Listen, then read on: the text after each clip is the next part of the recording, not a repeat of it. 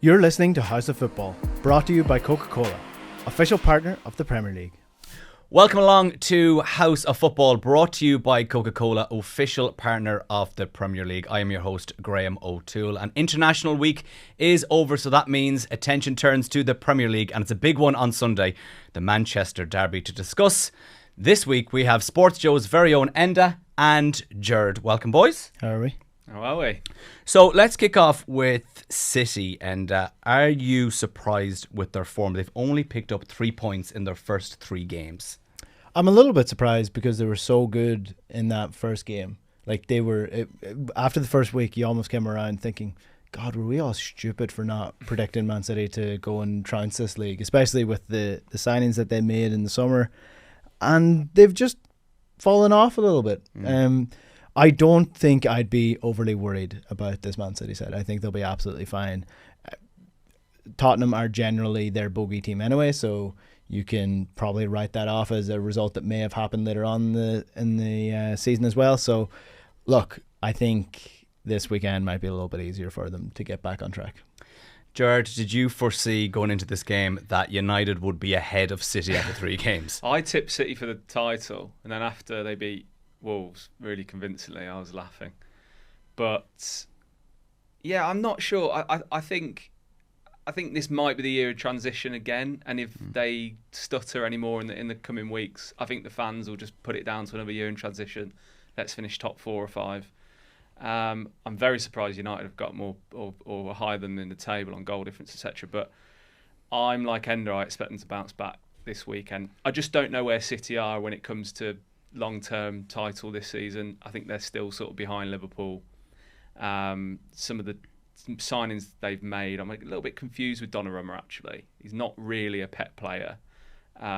He's not great with his feet like Ederson was, so I'm not 100% sure about that. I just wonder if Pep's a little bit lost in different styles as well. Was a bit of a panic buy after seeing Trafford start? I think potentially. I think maybe they move quick. I mean, Ederson was stuttering slightly over the last few years, but his style of play and the way and his quality on the ball was a massive part of how City played.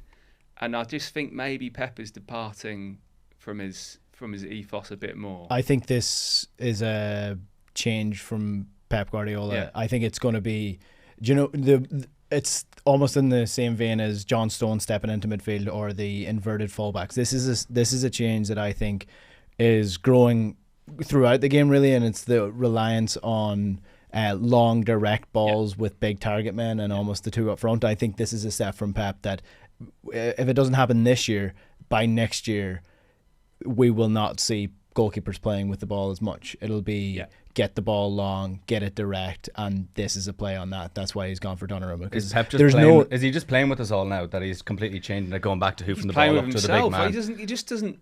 I think he's just moved slightly away from his thinking. Maybe he's overthinking it a bit. Ender's right with the long ball and the balls in the box. Pep even said in the summer before the start of the season he wants Doku and Haaland to have a special relationship. So when Haaland makes a movement, he wants Doku to put in a certain type of cross. If he makes another movement, he wants a certain type of cross. And I think sticking it in from wide is not something you'd associate with Pep winning titles. They get to the byline and they play a low ball back. They scored so many goals like that when they were unbeatable. I just think he's moved away slightly. But listen, I'm not going to predict that it's all going to be it's all going to go to pot because it's Pep Guardiola and he's really got a bit between his teeth. I think he wants to prove a lot of people wrong. Yeah, well, that's how football goes, though. Is that we've had this? It's probably like 20 years evolution now since it actually is 20 years now since say Pep Guardiola's Barcelona team, and there's certain players in the Premier League and world football now that have never played that industrial style football, especially defenders, in terms of they've been used to playing out from the back, getting time on the ball, playing a high line, playing offside traps, whereas now they have to learn how to defend long crosses from deep and long balls over the top and having a big 6'3" striker running at them directly and having to deal with all that. So there's actually players in the Premier League that don't know how to deal with that. So I think Pep spotted that quite early, as he normally does. There's obviously other teams playing this way as well, but I think this is just the evolution of football, is that we've got to the stage where everyone's so good at playing fancy football, nobody knows how to play direct or defend direct football anymore, and that's where the weakness is. It's funny you just said 20 years. It's like, no, it's not 20 years. Oh, it is nearly 20 years since he got the grip of that Barca team and just changed football. There's been an evolution within that from tiki-taka to this more Man City style. I agree. I think football's changing massively. Before we move on to United, do we think that Donnarumma goes straight in as number 1 at the Etihad? Yes, that would be my guess. I do as well. Now, he made a howler for Italy in midweek, and the ref got him. The referee made a bizarre decision to give a foul the other way, and he made an absolute howler, and Israel scored from it. It was disallowed, but I don't know. He's going to go straight in, but just keep an eye. He has that in his locker, though. Yeah, he does. He does. 4 points out of a possible 9 for United going into this one. How do you rate their start to the season, Enda? Do you know what? I think they've been decent. Genuinely, I think one of the things. Grimsby aside. Well, Grimsby aside, that was awful. That was genuinely awful. But I think the issue with Man United is probably the perception of them as a top 4 club, and really people need to start thinking of them as a top 8 club. And as a top 8 club, 4 points from the first 3 games is actually an acceptable return from what they have. And the fact that they finished, what was it, 15th last year? People are expecting them to be top 4 contenders, whereas realistically you should be expecting them to be top 8 contenders, and if they're top 8 contenders, then the start of the season's absolutely fine. Obviously we've seen the stats of they've had the most amount of shots, the most amount of touches in the opponent's box, the most amount of accurate crosses, second for shots on target, second for expected goals, second for accurate long balls. They have been good. There is definite improvement there, but the reality is they're still not scoring enough goals. So once those goals start coming in, they'll start winning more games. But until then, it's still going to be a struggle. You call them top 8. They're in contention for top 8, but there's probably 7 teams. I would call them like a 7th to 13th team. I don't think they're anywhere near the top 7. I think they're in contention for 7th, 8th, 9th, 10th, and so on. And there are like 7 teams that are in that. They all beat each other, by the way. That middle bit of the Premier League is so congested. I'm not. I think on the eye test, I'm not sure they've been great this season. They've had moments at the start of the Arsenal game, start of the Fulham game, and in moments in the Burnley game, they looked really impressive. I'll always say they're one match away from a crisis. They sort of withheld the crisis against Burnley. But in this fixture, they have a weird habit against United. They've had some massive results at both the Etihad, FA Cup final. They have a bit of a thing over City, and that's probably the team they want it over. Man United are a little bit about moments in these last few years, and this could be one of them on Sunday, but I don't think long-term... I think long-term, they're even the next couple of years, they're a mid-table team. Well, that's been the issue with them, is they're not taking the chances that they get. Not, and then suddenly the momentum turns and they don't get ahead of the game. It happened against Arsenal. It happened against Fulham. Cunha could have had a hat-trick in the first 10 minutes, hit the post a couple of times, unlucky, should have probably had a penalty as well. I think my point would be that if they start scoring those goals, then suddenly the momentum starts changing a little bit. They're a bit like Ireland in the sense of they make silly mistakes and that is killing them, but outside of that they're generally okay. On the point about the top 7, so this is what I mean about perception. So people are still thinking about Man United, comparing them to Arsenal, comparing to Liverpool, Man City and Chelsea. They should be comparing them to Aston Villa, Tottenham, Brighton. Who else is in contention? Bournemouth nowadays. So that's 4 teams. As long as they're par for par with those 4 teams, in my eyes, that's probably where Man United should be judged, not on what they're doing against Liverpool, Man City and Chelsea. But they are spending the guts of £200 million on a new attack. Gerard, do you think they have it right now with Mbeumo, Cunha and Sesko? I think Mbeumo and Cunha will come good, or at least one of them will. Sesko just needs a bit more time, I think. I think there was this expectation with the price tag that he'd slot straight in. I think Gary Neville said it even after the second and third game of the season. He's not quite there yet. I think he needs a bit more time to get used to the physicality of the Premier League, and just the weight of the shirt is just so big. We saw it with Højlund, we've seen it with plenty of strikers before, plenty of players that United have signed for big money before. That shirt is so heavy. It's so heavy on a player, particularly of his age and his experience. Will he come good? I don't know. I think one of those three will definitely come good. I think one will be so-so, and I think one will fail. I think that's about par for United. Do you think the style of Amarim's play suits Sesko? Because from the base of it, of what we've seen so far, obviously there is the element of just moving to a new club, and Amarim's also said that, you know, moving house, all the admin stuff that comes with moving to a club is difficult. But from what I see, like a striker falling deep, collecting the ball and getting Cunha and Mbeumo behind the defence seems to be the strength of an Amarim attack. Whereas I'm not seeing how Sesko, who, if you see him turn and run at defenders, he's so quick. I'm not sure how United play to get him involved in the game. I think from the start of the season he actually prefers Mount as part of that team, and I think this whole admin stuff was just a deflection just so we could start Mount in those games. As opposed to Sesko. They have these liaison officers now that I found that very strange. I was like, you just prefer Mount right now, and you just have this whole pressure of putting Sesko on because of the price tag. I think there's definitely less spoke about the admin of moving to a different club, because we are talking about moving to Manchester, which is, I mean, moving from Ireland to Manchester is a culture shock. So moving from Germany to Manchester is surely a culture shock. You've got to take in the language barrier element, the training element, that he might not even be.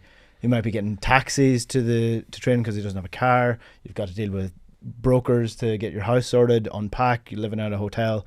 I think it's an unspoken thing. So maybe it's something that within the next 3 to 4 weeks, when he has all that settled down, then it might be a little bit easier. Spoken might like not even have a lot of traveling in the last year. Yes, I know what it's like to live out of a bag, and it is not fun. For me, it's like a 12 game. I'll give everyone 12 games. I don't sound like I will, but I feel like I'm writing Man United off already. But they've had a couple of years of this. But I'll give Sesko 12 games before we sort of judge him as, does he fit the system? Is his confidence hit? Does he have the qualities to be what Man United think is a Man United striker? Whether that happens or not, we'll see.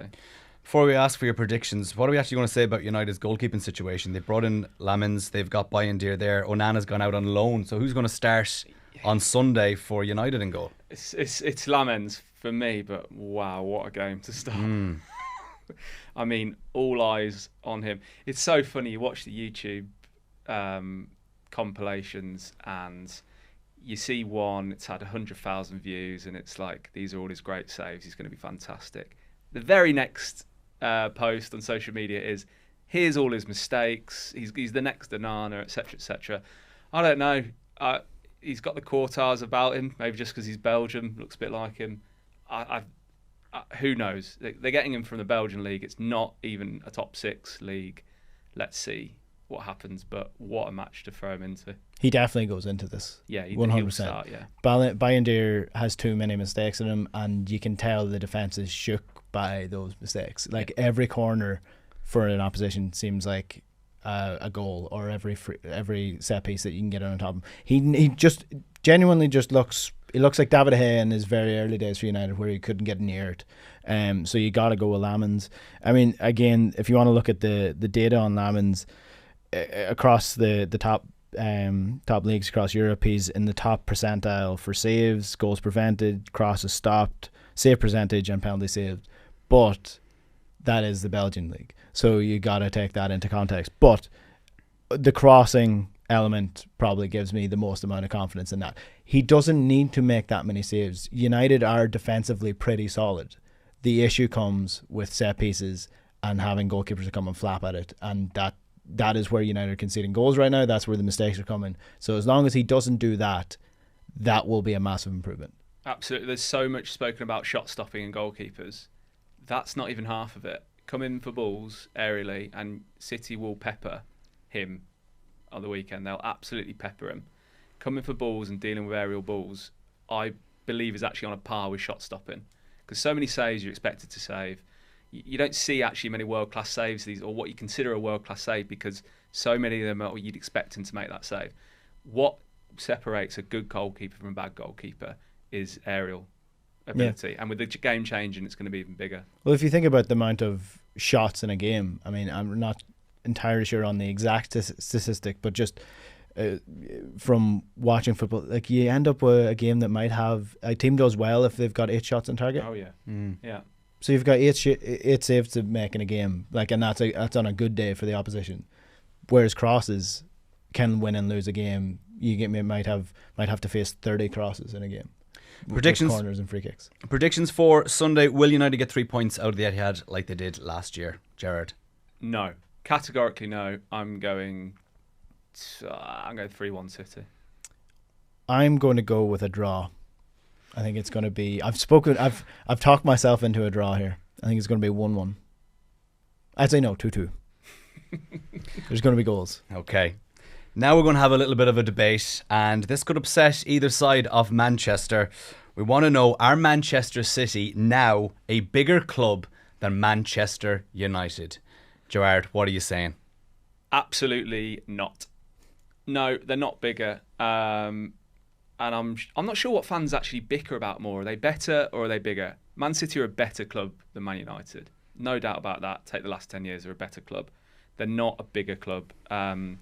United's success is built over what I would say is like 3 separate decades. You got the late 50s to late 60s, the Busby Babes, which is what the Busby Babes are what the emotional and cultural fabric of Man United are built on.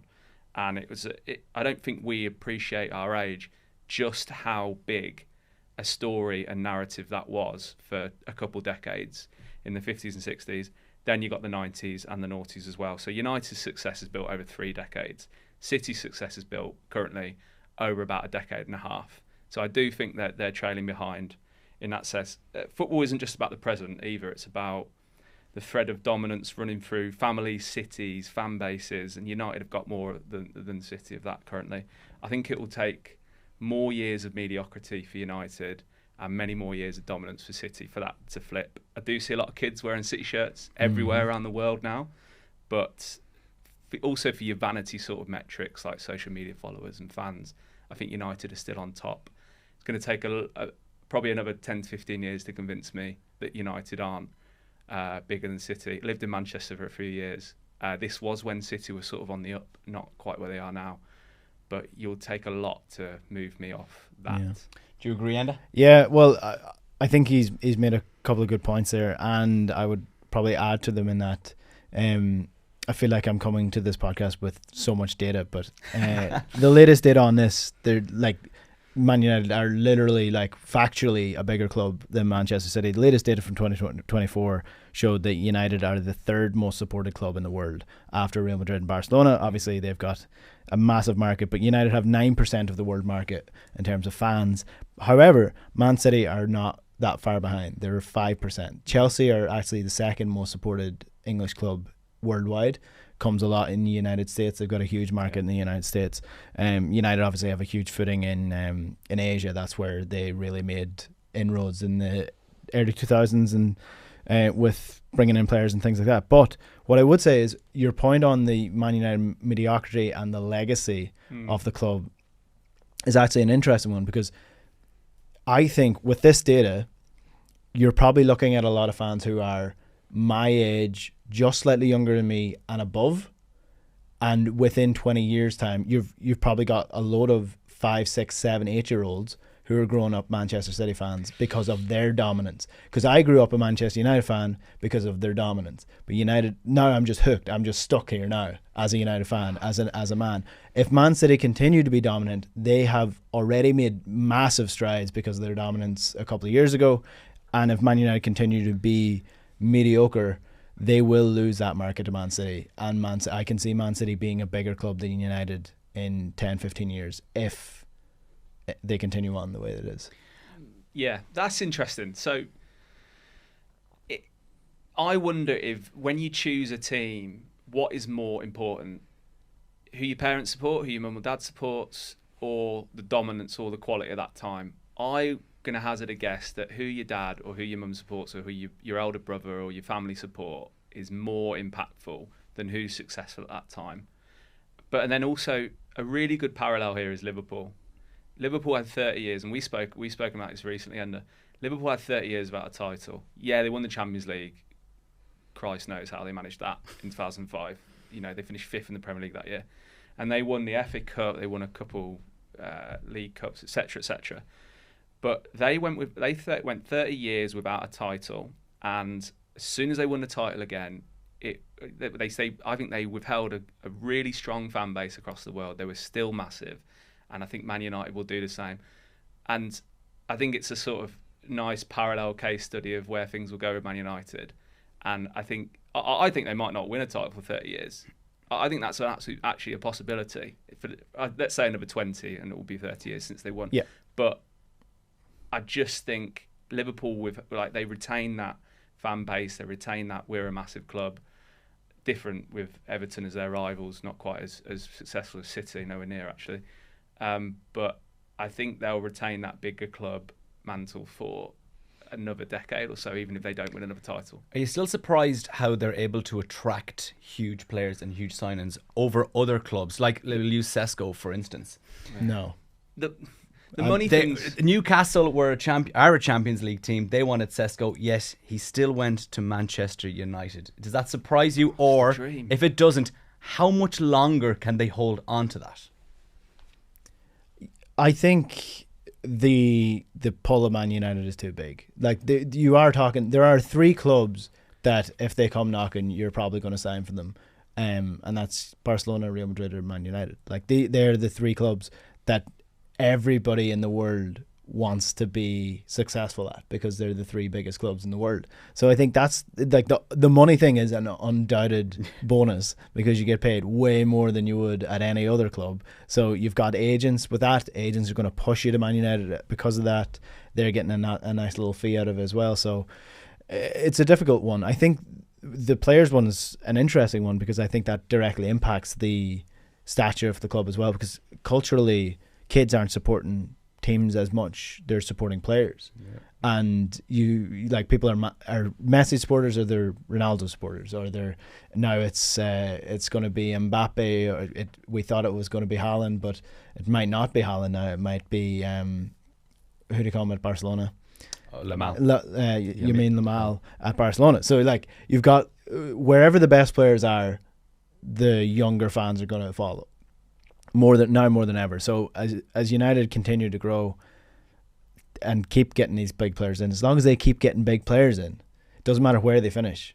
I just don't know how much longer that can last, though. It's a money thing, because you got fans of of Newcastle last year before they got back in the Champions League, fans of Villa, etc., who now feel that they can't spend, despite having a bit of success in Europe, but Man United can spend. Now, revenue's the big thing with this with PSR.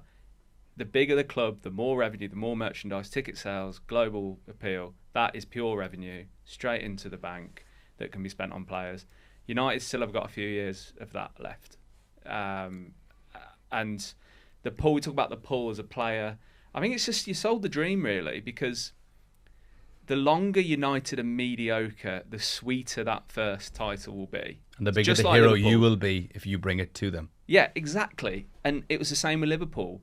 The emotion around Liverpool, I know it was in COVID, but that season, even before we all went away for COVID, the emotion around Liverpool winning that, because it had been so long, was so high. Everyone wanted to be in that team. And it will be the same with United when they win it. And they're sold that dream. They're told, this place is like nowhere else when you're winning. And it's true. I think Old Trafford is the best. Old Trafford and Anfield are the best places to be when your team is successful. The fans are absolutely incredible, and they still are, even in the dark times at United. The fans are amazing, and I think you're sold that, but it's a slim chance. It really is a slim window to make that work. It really is a slim window. You sold the dream, and I think that's why people continue to go there, because Enda mentions one of the top 3 clubs in the world in terms of popularity. I can sort of understand it, but there's a tap there, and I think it might be turned off in the coming years. And I think they might settle for, think about the sort of the players that Liverpool were signing in in the early years of Rafa and under Houllier, and you sort of think, is this the sort of calibre that United will get going forward? Well, if you think about it from an icky brand perspective as opposed to a footballing perspective, now your brand as a footballer can be damaged by going to Manchester United. I think we've seen that with a couple of players.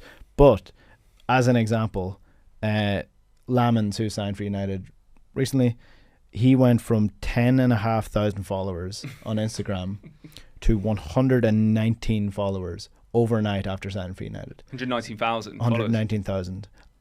So that's from 10,000 to 119,000 overnight by just being a Manchester United fan. As a pure brand perspective for that player and the amount of money that he can make throughout his career now, completely different. So, and that's what it boils down to. That's what it, ultimately in 2025 Instagram followers. But we have it in agreement. Manchester United still, for now, bigger as a brand and a club as Manchester City. You're listening to House of Football, brought to you by Coca-Cola, official partner of the Premier League. House of Football is brought to you by Coca-Cola, official partner of the Premier League. And every week on the show, we're going to set some challenges for our guests, of course, Enda and Gerard. And because it is the Manchester Derby this week, we're going to get our guests combined 11 from Manchester United and Manchester City. We're going to start with the goalkeepers, Enda. It's been a lot of movement in the transfer window. Who are we going with? I mean, I think this is a pretty easy one, really. We're going with the player who has proven himself at the top of the game in terms of like club football, in terms of his national team as well. He is prone to an error. Yeah, don't get me wrong, but it has to be Gianluigi Donnarumma. I mean, it looked like he was going to United. Maybe that was a little ploy from his agent to get a nice little move to Manchester City, but I mean, if you're choosing between the two clubs at the minute, you're choosing Manchester City, and he is the man that gets into my team, I think. Okay, so you're going for Donnarumma, and Gerard, who are you going for? Yeah, copycat, and I'm going for Donnarumma as well. Very clinical from Man City. Edison goes one day, Donnarumma comes the next. He's just a beast of a goalkeeper. Great on penalties, as we saw. I actually think his role in PSG winning the Champions League is sort of underplayed. His performances in the knockout from the last 16 against Liverpool, quarter-final against Villa. I mean, Villa were knocking on the door big time in those closing stages, and he's put them through single-handedly. And then the semi-final as well. So I'll go with Donnarumma. I think there's question marks over his footwork, but as a goalkeeper, as a shot stopper, aerially, he's the one for me. Trafford has come in, done a bit of a job, but yeah, Donnarumma's the number one for me. Okay, so we have both Donnarumma. What about our defensive line, Enda? I'm going to go for a back three. I think this is where we can get kind of interesting with this team because weirdly, Man United are actually pretty good in defence at the minute. But I still think you're looking at a dominated Manchester City back three here. I'm going to throw Lenny Yoro in there. I mean, you keep talking about this player and he's fantastic already, but then you look at his age and he's still under 20. Yeah. You know, he's an unbelievable player for his age and a really, really smart signing from United. So he gets in there. I'm going to go with Ruben Diaz because it has to be Ruben Diaz. He's still probably one of the best centre-backs in the league. And then Josko Gvardiol, because I think he offers an element to the defence that the other players on both sides don't really have. Like, you could play him in midfield and he'd be fine. You could play him left back and he'd be fine. But his natural position is a centre back, and again, he's one of these players that he looks older than he is. He's still quite young, and he's already world class. So I go Lenny Yoro, Ruben Diaz, and Josko Gvardiol. Three at the back for Enda. Gerard, are you going to copy Ruben Amorim over here, or are you going to go four at the back? Tactics, Enda. No, I'm going four, and I'm going to start with possibly a controversial choice. I'm going to go for back four. Right back, I'm going to go Dalot. I think the option is him or Rico Lewis. I just think Dalot is a bit more solid, a bit more consistent. Then I'm going for Diaz because it's Diaz, as you say, no doubt about that, and Gvardiol next to him. And then left back, I'm going Aït-Nouri. Loved him at Wolves, really solid player. I think he's going to grow and grow in City's team. So yeah, back four of Dalot, Diaz, Gvardiol, and Aït-Nouri. But you've I nearly flipped then on Yoro. I think he's got a good future ahead of him. I just think he's quite raw currently. He's got a really high ceiling, I think, and on another day he might be making this back four, but not today. I'm going Dalot, Diaz, Gvardiol, Aït-Nouri. Right, Enda, where are we going with your midfield? What tactics are we going to bring out? So this is where it gets complicated, because do I go for the best players I can throw into this 11, or do I go for a team that's actually any good? You go for balance. I'm going for 3-5-2. Okay. So I'm going to pick the two centre midfielders first, and that's going to be Rodri, who... I mean, the thing with Rodri is everyone last year questioned what happened Man City. Where did this drop-off come from? The Ballon d'Or winner did his knee in, Yeah. and he was out for the season. That's what happened. I maintain that if Manchester City had Rodri last season, they would have been much closer to the title than they were. So he's going in there. I'm going for the new man, Tijani Reinders, to be that kind of sort of number 8 playmaker, Kevin De Bruyne role beside Rodri. I'm going to put Nuri on the left as like a wing back kind of situation. I'm going to put Bruno Fernandez as the number 10 because that is his position, and I don't know why Man United consider him an option at number 8 because he's just not a number 8. And then this is where you sort of cheat a little bit because this is not his natural position, but I'm going to put him in there anyway. I'm going to put Phil Foden as the option as a right wing back / midfielder / number 10 to come in and do what he does, because I mean Phil Foden falls into that bracket of he's fallen out of the Man City side, but he's going to be coming back into the Man City side, and he's going to be class when he comes back in, and then Pep will decide he's no good anymore. He's still a world-class player, and if you put him into any other team in the Premier League, he starts, except for Manchester City. So I'm going to go with Phil Foden there. Gerard, you were making noises over there. You're going to fit Phil Foden into yours? What formation are we going as well? Foden's not in mine. I'm getting the shoehorn out for this. I don't know what noise a shoehorn makes, but it's making it right now. I'm going Rodri at the base, as you say. I'm interested to see how he comes back from such a long-term injury, because some players don't come back as they were, but early signs are positive enough. So I'm going Rodri at the base. I'm having Reinders, I wouldn't say floating, but possibly more defensive as well. I know he plays a bit on the left, plays a bit defensive midfield as well. And then I'm having Bruno slightly in front of them. Let's call it in an 8.5. So you're doing like a 4-4-2-2-2-2. Yeah, let's try. Let's get. Well, no, there'll be width in the front three. So I'm going for a 4-3-3, but Bruno is just ahead of the two of Reinders and Rodri, I think. Okay. In a sort of 8.5 position.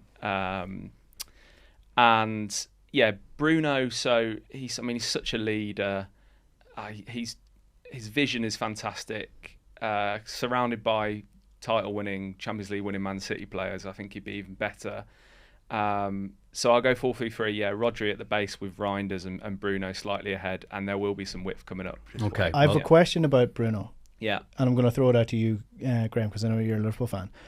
I think that Bruno potentially might fall into the Coutinho area for Manchester United, in that they would have been better off selling him for the 100-odd million that they would get him, because 100%. the imbalance he provides to the team outweighs the positives that he brings at the minute. And with Coutinho, that was the case. He was so creative and so amazing and could make amazing thing happen, but the team balance was thrown completely off because he was a selfish enough player. When he got the ball, he always wanted to make something happen. Whereas, and it's the same with Bruno, he always wants to play the killer pass, always wants to get forward, when sometimes maybe it would be better off if we had two players in there that was doing a better job. Well, when they sold Coutinho, Liverpool bought Van Dijk and Alisson, and maybe if they had that money from Bruno, they could have gone to Brighton with a big fee for Baleba, and they could have got an even bigger goalkeeper, maybe gone in harder for Donnarumma as well. So I completely agree. I don't know why Bruno has been hanging around for so long. I think it is time to cash in, but they're obviously not going to do it now. But maybe in January or in summer, it is time to cash in on Bruno. Especially with the likes of Kobe Mainoo, who, I mean, Amarim has basically said he's not playing unless Bruno is not playing. So he doesn't see him as a number 8. Whereas, like, you do think that if they sell Bruno, get Baleba in, and then you can play Kobe Mainoo for the forward, and you can develop him into the player that everyone thinks he's going to be, and then suddenly you've got balance in that side. Whereas Bruno is he's world class and amazing, but is he the best option for United? Before we get to your attackers, House of Football is brought to you by Coca-Cola, official partner of the Premier League. And Coca-Cola has launched an epic fantasy football challenge over on the Fantasy Premier League app called Beat the Icon. To enter, grab a Coke, scan the QR code, enter your team, and if you beat the icon, you could be in with a shot of winning one of 100 of prizes. T's and C's apply. But Enda, who are we going for your strikers? So I have two options. Okay. So I'm going to go for, again, a mix between Man United and Man City. I'm going to go for Erling Haaland, the robotic killer. He's amazing, and I don't need to talk about him at all, really. And then I'm going to go with Matheus Cunha, because I think he's probably United signing of the summer. Absolutely. Yeah. The way that he's able to drive forward to the ball, I think he's got that mentality that you need at a top 6 club, where he really, really just wants to win. And he's been incredibly unlucky so far this season. He could already have about 5 goals, maybe 6 goals. He doesn't, because he's hit the post and he's been unlucky. But I think he's easily going to be a 15-goal striker this year.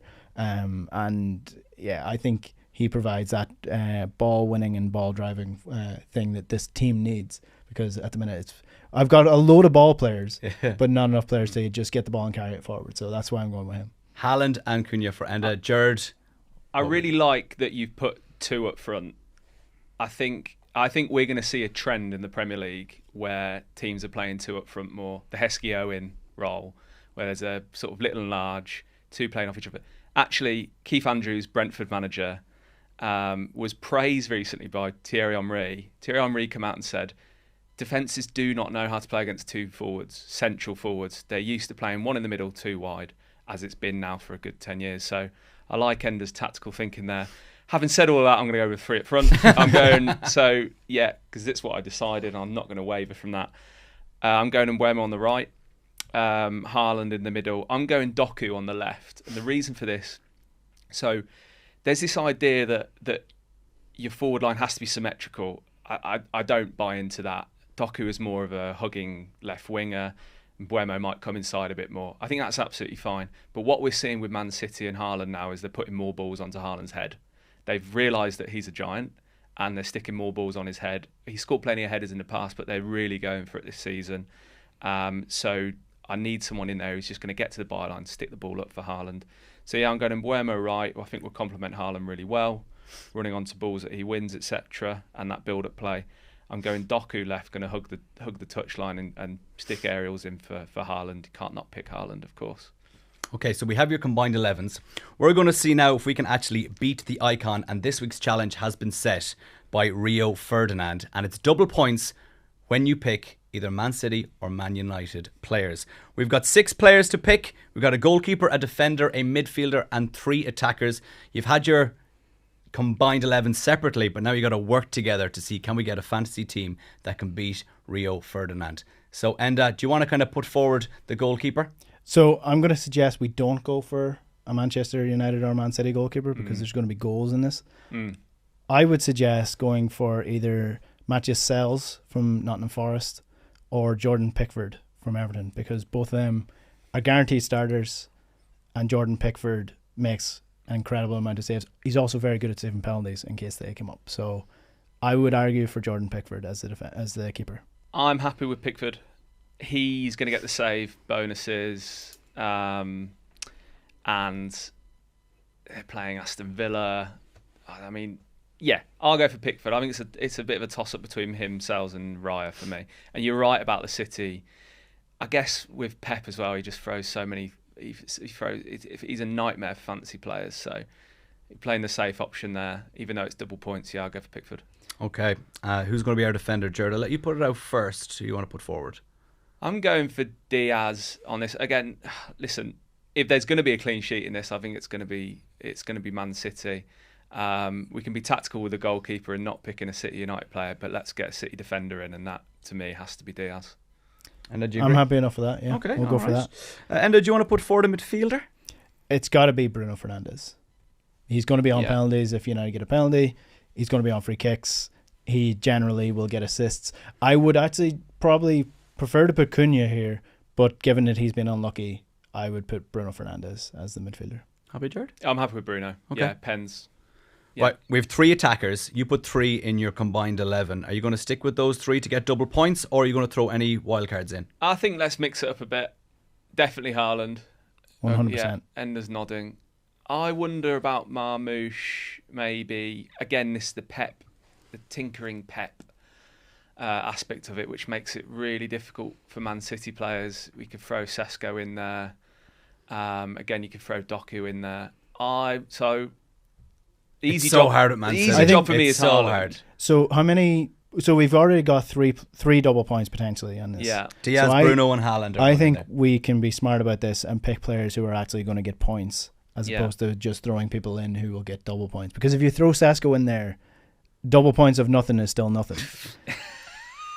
So I think we go for a player outside of these teams. Okay. I would throw in Juan-Philippe Mateta, who is Yeah. Crystal Palace's star man, also a penalty taker. So will we throw Mateta in there? Yeah, I'm happy with Mateta. Sunderland at home. Yeah. Then we've got one more spot left. We're going to go for double points, or are we going to do another non-United City player to try and beat Rio Ferdinand's team? Because it could be a low scoring draw still, couldn't it? I don't know. It could be. These games can be a bit okay. I think we potentially have to look at Newcastle as well. Wolves at home, or Arsenal, Forest at home, Or a former Newcastle player who now plays for Burnley away. Yeah. the top player. Oh, let's top do him. teams. Let's do him. Yeah. Alexander Isak. Is he going to start straight away? I think he's Yeah. going to be well established in the Liverpool. Wow. Liverpool Okay. team. So yeah, I think throw him in. Yeah, let's do it. Okay, Yeah. so your team: Pickford, Diaz, Bruno Fernandez, Mateta, Haaland, and Isak. That's pretty strong. That's a pretty good Happy team. I with think. that? Yeah, we'll take that. Be Right. alright with that at 5-a-side. I think it's 6-a-side. I think it's good enough to beat Rio. Okay, right. And if you think you can beat Rio and beat the Icon, grab a Coke, scan the QR code, enter your team, and if you do beat Rio, in with a shot of winning one of hundreds of prizes. T's and C's apply. Join us next week for House of Football, brought to you by Coca-Cola.